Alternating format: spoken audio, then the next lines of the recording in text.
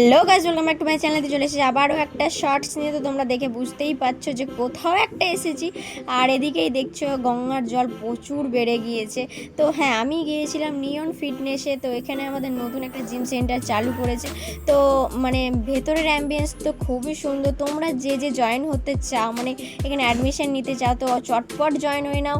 সেদিন গিয়েছিলাম সেখানে ওভারলুকটা দেখতে, তো খুবই সুন্দর। আর যে মানে ওনার আছে তার ব্যবহার তো খুবই সুন্দর। তো দেখতেই পাচ্ছ আমরা গিয়ে একটু নিজেদের ফিটনেস শুরু করে দিয়েছিলাম। তো দেখতেই পাচ্ছ যে কিছু কিছু প্রসেস আমরা করছিলাম, আর সে বলে দিচ্ছিল, মানে যিনি ওনার আছে তিনি।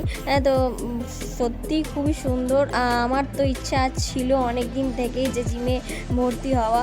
তোমরা কে কে জিমে ভর্তি হতে চাও নিচে কমেন্টে জানিয়ে দাও। আর আমি তো দেখতেই পাচ্ছ এখন সাইকেলিং করছিলাম।